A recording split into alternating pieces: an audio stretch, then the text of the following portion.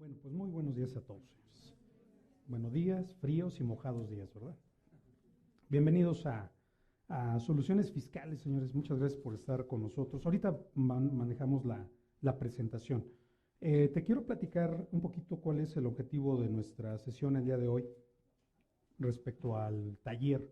Y bueno, creo que muchos de ustedes ya están pues muy involucrados con la preparación de pues estos comprobantes electrónicos de nómina y que de alguna forma la autoridad pues nos exige cada vez mayor exactitud, mayor precisión respecto a los datos. Inclusive hay datos que parecieran ser nuevos para muchos de nosotros y sobre todo pues son temas que de alguna forma pues los conocemos, los medio dominamos, pero no estamos muy conscientes realmente si en realidad tal dato, tal información nos los pide correctamente de forma íntegra o de forma opcional, de forma obligatoria, la información que nos solicita a través de los comprobantes digitales.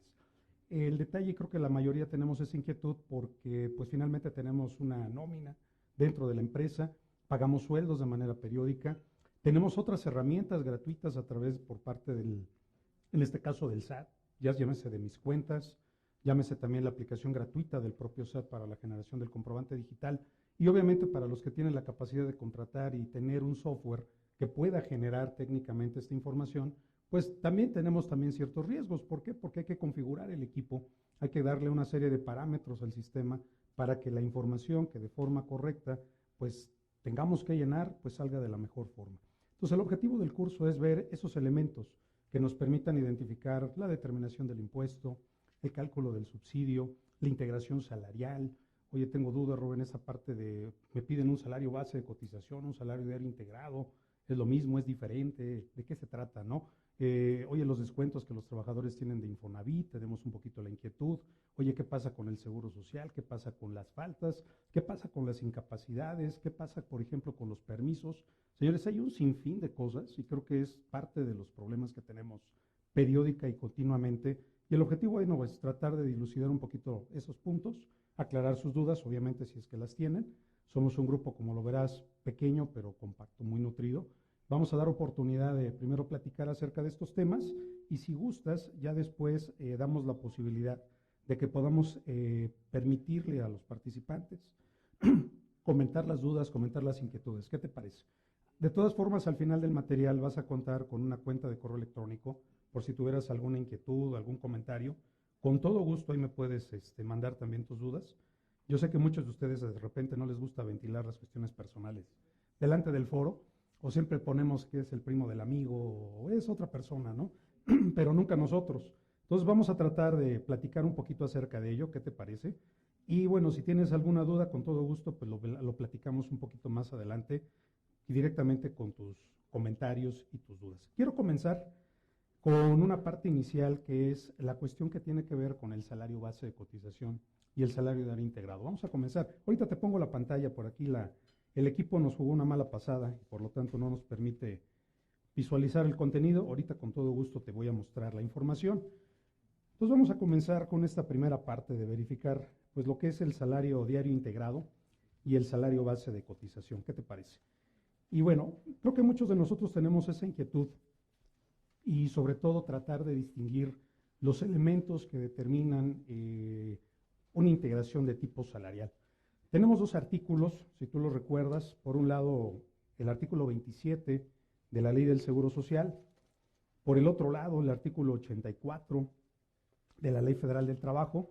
Me di la tarea de hacerte un pequeño comparado para que tú lo revisaras, para que tú lo checaras ahí de forma inicial y que tú tuvieras la posibilidad de hacer un pequeño análisis, un pequeño comentario. Fíjate que hay algunos elementos interesantes dentro del material. ¿Son iguales los dos elementos? Técnicamente podemos decir que sí. En realidad, la Ley del Seguro Social se basa mucho en la información que manejamos para los efectos de lo que nosotros conocemos como un salario diario integrado. ¿Cuál es la principal diferencia o cuál es la principal característica en este caso particular? Nosotros contamos con un elemento que principalmente lo distingue, lo puedes ver en este cuadro comparado, que es básicamente la alimentación. La alimentación es el punto fundamental e inclusive hay un dato muy importante que es muy necesario identificarlo. Para efectos fiscales, la alimentación es un ingreso no objeto. ¿A qué me refiero con un ingreso no objeto? No causa impuestos, señores. Y eso es algo que muchas personas, muchos contribuyentes, pues tienen, ¿cómo decírtelo? Pues olvidado. De alguna u otra manera se nos ha perdido un poquito esa parte del elemento de identificación.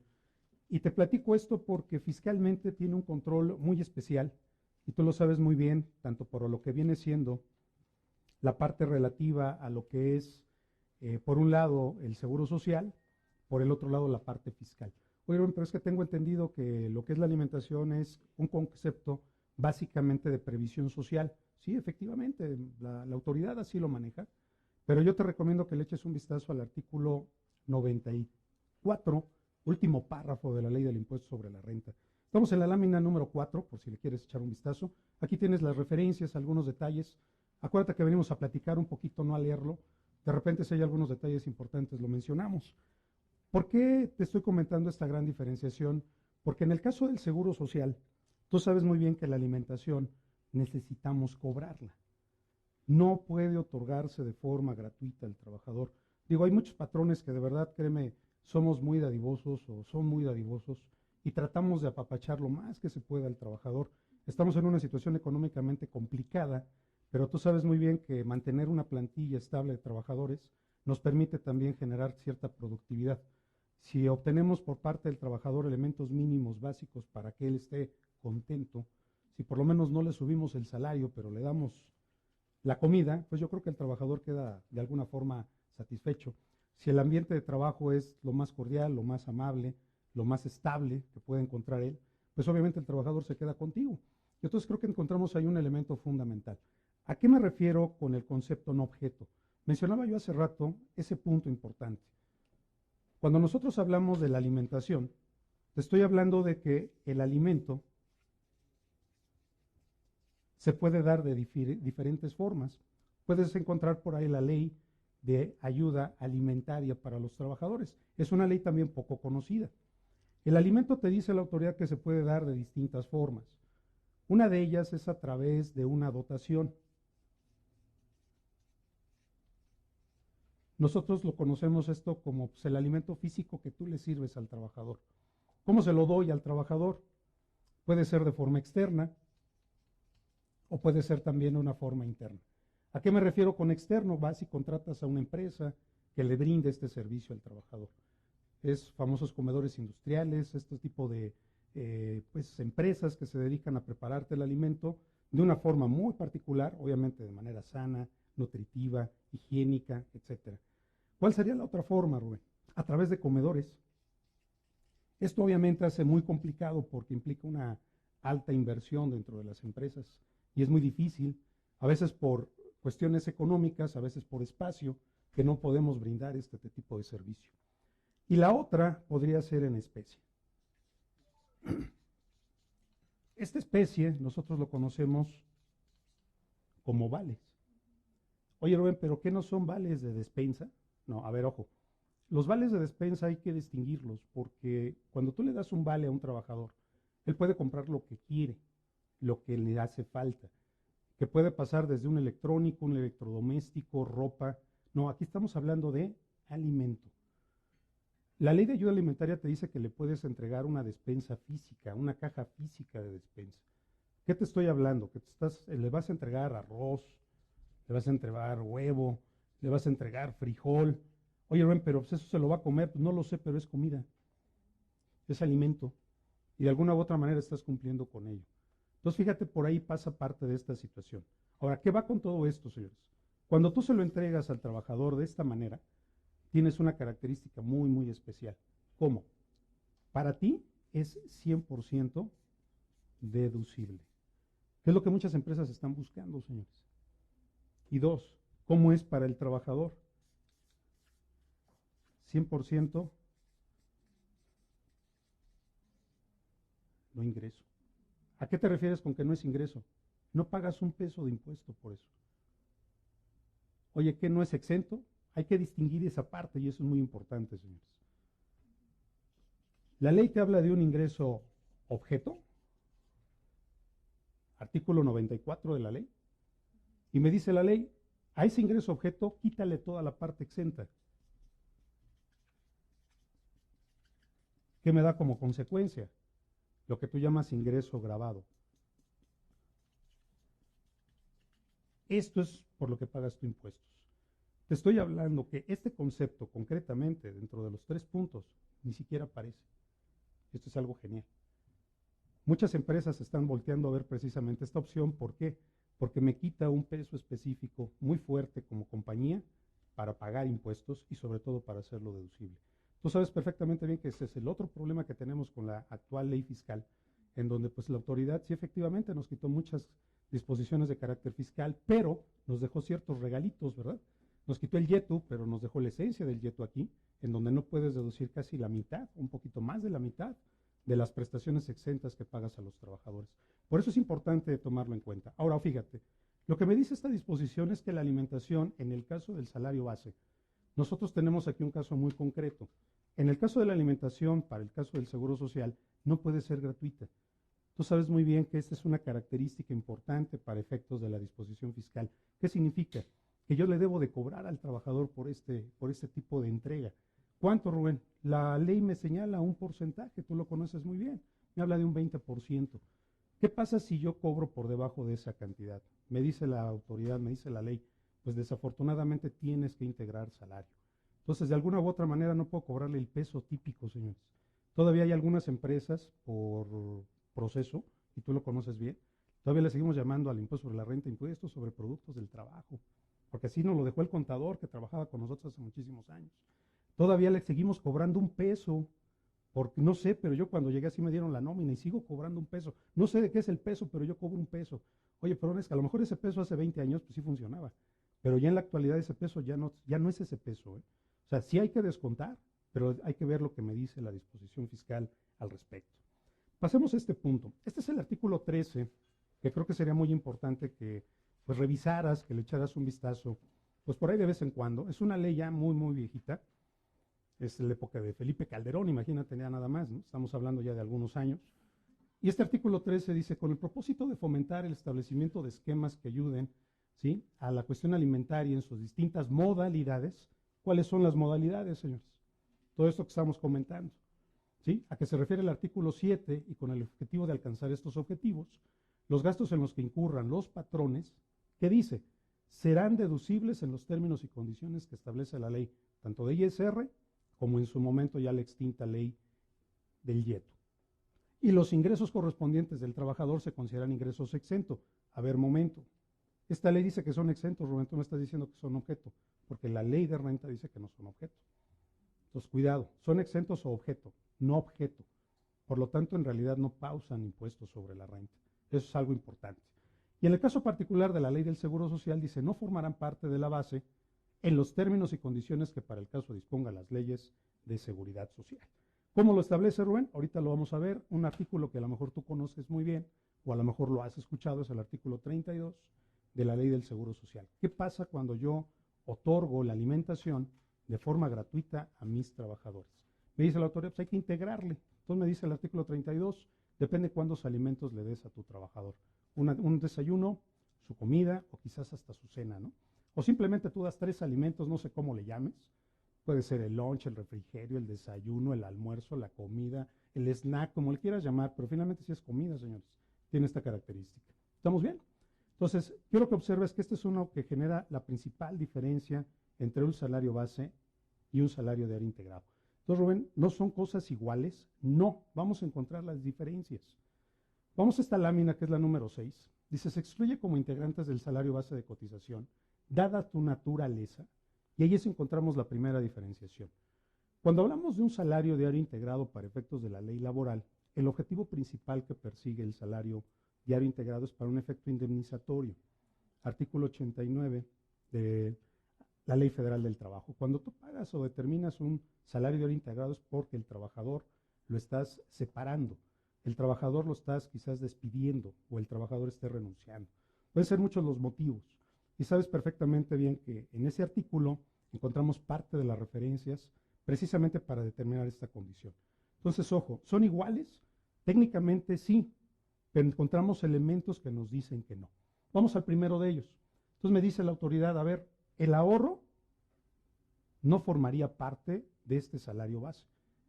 Me dice la autoridad, siempre y cuando cumplas con ciertas características. Aportaciones iguales, lo conoces muy bien, momentos de retiro. Por ahí la ley de renta me dice, oye, hay que invertir este dinero en un fondo de retiro, o sea, me tiene que generar intereses. Señores, esto no es para financiar los negocios del patrón, como muchos a veces pues, lo hacemos por error. No, el dinero tiene que estar íntegro, invertido en una cuenta, que le genere intereses al trabajador, y el objetivo del fondo, que es algo que al patrón no le gusta, es darle préstamos, señores. Ese es otro problema. El trabajador va y pide dinero prestado, y ¿qué crees que le dice el patrón? Aquí no damos préstamos. Oye, perdón, pero no te estoy pidiendo prestado a ti, estoy pidiendo de mi fondo de ahorro. No, pero no se presta. Oye, pues entonces, qué chiste, ¿no? Ah, es que te estoy inculcando el ahorro. Sí, pero pues también es para definir una finalidad de obtener un préstamo.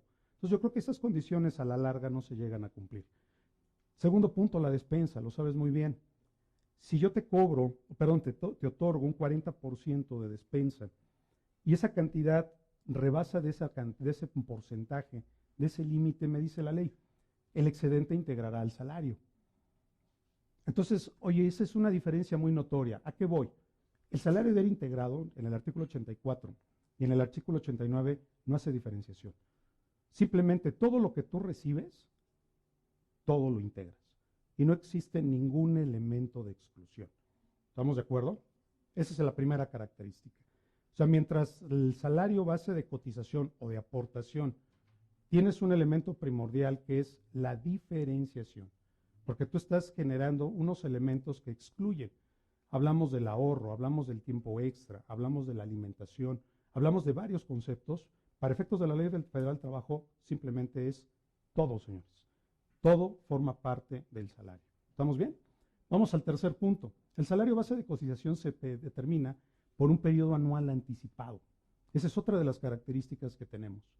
Yo cuando doy de alta a un trabajador, toma en cuenta que lo voy a incorporar al Seguro Social con un concepto que se llama salario base con base a prestaciones mínimas de ley, pero que todavía no sé si se van a llegar a cumplir.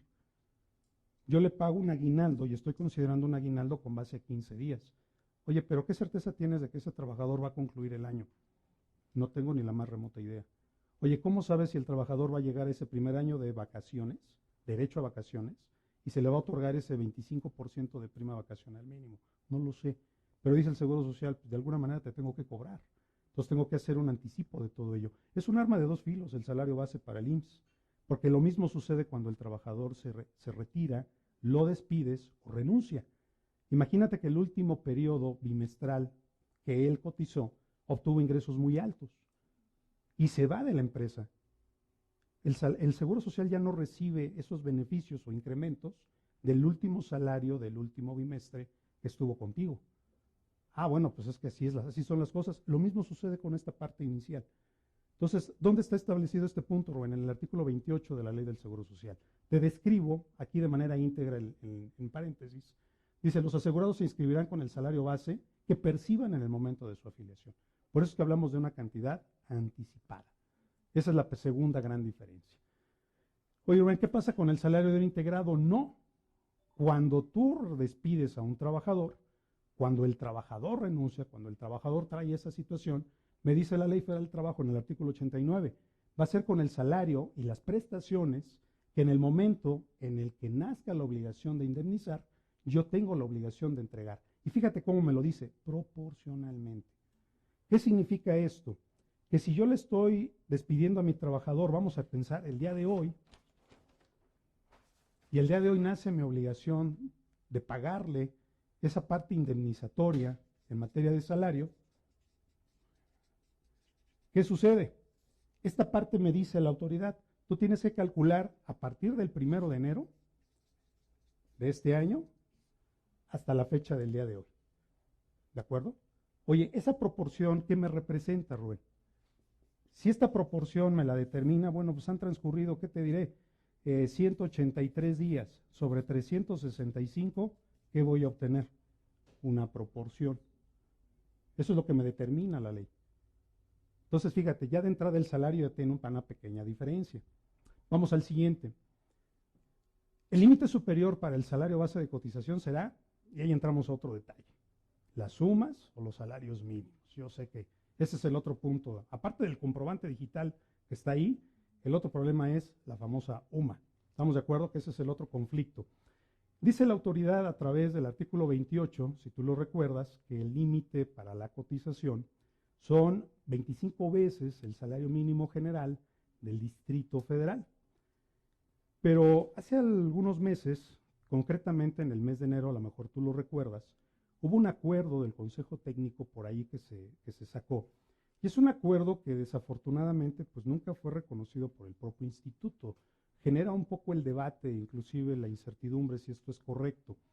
Me dice en este documento, si quieres lo vemos un poquito más adelante, el tope máximo para cotizar va a estar dado en UMAS. Y el tope mínimo va a estar en salarios mínimos. Oye, ¿por qué lo mínimo mínimo y por qué el máximo en UMAS? Lo que pasa es que según el Seguro Social, los topes máximos son indicadores. Entonces, como es indicador, pues este es el tope máximo y por lo tanto puede ser reflejado también en UMAS. La diferencia es una buena cantidad de dinero, señores. Te estoy hablando que si tú lo ves en UMAS, perdón, en salarios mínimos, son 2,001 pesos, ¿eh? Para los que tienen la fortuna y la dicha de ganar estos topes, ¿de acuerdo? Ya es toda la parte contable, administrativa, administradores, auxiliares contables. Son los que ganan normalmente este tipo de niveles, ¿no? Uno que es auxiliar, bueno, pues anda un poquito más abajo. Pero si andamos, por ejemplo, a niveles de UMAS, pues andamos en 1,800 y algo. Imagínate como madre trabajadora que te vas de incapacidad. No sé si ya te pusiste a pensar en ello. Oye, pues yo estoy esperando recibir ¿cuánto? ¿El tope de cuánto? Pues de 25, ¿no, Rubén? Dice el Seguro Social, no, menos. Oye, pero ¿por qué si estoy pagando sobrecuotas de tanto? Sí, pero está dado en UMAS. Imagínate el trabajador que sufre un accidente o riesgo de trabajo, bajo la misma situación. Oye, pero no se vale, pero así son las leyes, señores. Entonces ahorita vamos a ver cuál es el efecto de esta situación, ¿de acuerdo? Entonces tenemos esa pequeña situación. Oye, si me voy a la Ley Federal del Trabajo, ¿encuentro alguna diferencia? No. Para la determinación del salario de indemnización o indemnizatorio no existe un límite salarial. Entonces, si ya ponemos todo esto en la palestra, en nuestros cálculos, en nuestros papeles de trabajo, te vas a encontrar que si yo soy trabajador de estos altos niveles, voy a encontrar una pequeña diferencia. Si soy trabajador que tiene muchas prestaciones dentro de mi centro laboral, voy a encontrar una diferencia. Entonces, estos elementos hacen la gran discrepancia. Vamos a ver algunos detalles, ¿de acuerdo? Muy bien. Este documento que por ahí te di a conocer es el acuerdo número 6, diagonal 2016, diagonal 2017. Cuando se publica, Rubén, el pasado 27 de enero del 2017, se dio una promulgación muy escueta, mucha gente inclusive ni siquiera lo tuvo en el momento. Muchos de nosotros los obtuvimos a través de los foros que hay en internet, por ahí lo que circula, pero técnicamente nunca el Seguro Social fue y dijo, ¿sabes qué? Ahí está, te dejo este documento. El 25 de enero técnicamente acordó adecuar los procedimientos para ello. Me dice que se acordó aplicar el efecto de la UMA para las referencias señaladas y por lo tanto esta es la más importante. El límite inferior de registro del salario base de cotización será el salario mínimo por estar expresamente prohibida la inscripción al IMSS por debajo de este límite. O sea, ahí es básicamente el seguro lo que dice, ¿sabes qué? No te puedo cobrar menos porque así está dispuesta la ley y estaríamos incumpliendo con una disposición fiscal. La otra, el límite máximo será de acuerdo al artículo 28, pero en UMAS. No sé si recuerdes que esto inclusive trajo por ahí unos efectos bastante curiosos para los que utilizan la famosa EMA y EVA, estas famosas emisiones mensuales y bimestrales que da el seguro, porque técnicamente él hizo automáticamente los cambios. Pero algo muy curioso, y no sé si tú lo hayas hecho, si tú recuerdas, el problema de la UMA es que entró en vigor el 1 de febrero de este año. ¿Cuál es el problema técnico? Pregunta, ¿tú presentaste el aviso de modificación salarial? Porque hasta el 31 de enero los datos estaban prácticamente iguales. Entonces, ¿qué significa? Que tú el 1 de febrero debiste haber bajado ¿a cuánto? A esta cifra. Sí lo hiciste, ¿verdad? Bueno, pequeño detalle, debiste haberlo hecho. Lo que el instituto señaló a través de este tipo de disposiciones es el cambio respecto al tope, sí, pero a partir del 1 de enero. Lo demás, el instituto no hizo absolutamente nada. Por eso es importante revisar estos documentos y checarlos. porque sí nos podemos encontrar por ahí con una terrible sorpresa. Luego, Rubén, fíjate que mis trabajadores todos están por abajo de esa cantidad. Técnicamente no pasa absolutamente nada, mientras no alcancemos esos límites, ¿de acuerdo? Por lo tanto, los patrones que hayan presentado algunos avisos con parámetros distintos a la UMA serán ajustados con respecto a la EMA, y el SWAP permitirá ajustar los factores de cálculo directamente a través de pues, todos los elementos respondientes y ajustes señalados con ello. Pero el otro problema lo tendremos ¿en dónde? Con Infonavit. El Infonavit tuvo por lo menos esta característica y pues alguna ventaja de alguna forma. De todas maneras sigue siendo grave porque técnicamente no lo hace de manera oficial. Lo que te quiero dar a indicar es que no hay un diario oficial, un documento oficial que te diga, ¿sabes qué? Pues lo checas en tal documento. Es el diario oficial de tal fecha, ¿no? Estamos hablando de un comunicado de prensa vulgar y simple, sin ningún efecto fiscal, y que lo ponen ahí en una página web y que al rato tú entras y de repente se desapareció. ¿Dónde estaba ese documento? Pues quién sabe. Rubén me lo enseñó en una foto, en una presentación, pero no tengo la certeza de que realmente esto exista. Oye, Rubén, ¿esto no lo habrás hecho ahí en PowerPoint? No, no te lo juro que no, lo saqué de ahí. Volvemos al punto, no tengo la confianza. Tú recordarás que aquí lo que dispuso la autoridad fue algo muy interesante. Para efectos de los préstamos o de los créditos de Infonavit, los que están otorgados en veces de salario mínimo, concretamente son los que tienen esta afectación. Entonces me dice el instituto que en este caso particular yo voy a tomar en cuenta no el incremento a lo que es el salario mínimo. Porque si tú recuerdas de tener un salario mínimo de 73 pesos con 4 centavos, el brinco para este año fue verdaderamente fuerte. 80 pesos con 4 centavos. ¿Cuándo habías visto un cambio de este tipo? Tenía años, de verdad, que no teníamos un cambio de esta magnitud. Entonces dice el instituto, oye, si hago esto, voy a afectar a los trabajadores. Entonces me dice, no, yo voy a tomar la decisión y voy a tomar este indicador. Voy a tomar el elemento, el que sea menor entre la inflación y el incremento al salario mínimo. Si tú checas cuánto subió la inflación, ahí inclusive me lo dice, 3.36%. Entonces, si yo multiplico el 3.36 por 73.04, es 75.49. ¿Es la UMA, Rubén? No, es el salario mínimo con inflación. No es la UMA, no, te reitero, no es la UMA, se parece a la UMA. Pero nunca dijo Infonavit que esté utilizando la UMA, señores. Entonces se parece, pero no es igual. ¿Estamos de acuerdo con el doctor Simi? ¿Sí? O sea, esto no es UMA, es salario con inflación. A mí me suena UMA, Rubén, llámale como quieras, pero el instituto dijo que no. Cualquier parecido con la realidad es coincidencia, pero no es directamente UMA. No te preocupes, ahorita vamos a ver algunos cálculos de todo esto, porque el objetivo es hacer un pequeño tallercito y que hagamos algunas cosas. Te comento también otro detalle. Varios de los archivos que traigo por aquí te los voy a regalar, los voy a dejar aquí directamente a soluciones fiscales para que después te los puedan hacer llegar. Tiene macros, tiene cosas interesantes, para que hagas tu proceso más rápido y más ágil, ¿de acuerdo? Entonces hay muchos detallitos que te voy a obsequiar a través de este tipo de archivos. Muy bien, vamos al proceso, vamos a los primeros detalles, si te parece bien. ¿Sale? En primer lugar, vamos a determinar la parte que forma el salario. ¿Por qué la parte que forma el salario? Nosotros estamos muy acostumbrados a que en materia laboral, pues todo es por 1.0452. ¿Estás de acuerdo? Ya no lo aprendimos. Y hasta te sabes los de los 5 años siguientes, ¿no? 0466, 0472, 0493, y así te la llevas, ¿no? Dices, finalmente el trabajador nomás dura 5 años, Rubén, y ya. O se va, o se cansa, o lo despedimos, ¿no? Pero normalmente son 5 y ya. Bueno, puede ser, pero no siempre son esos parámetros, ¿no? Entonces vamos a ver qué elementos pueden generar parte de esta inquietud. Este documento tiene como objetivo determinar los 3 tipos de beneficios que tenemos directamente por parte de las disposiciones.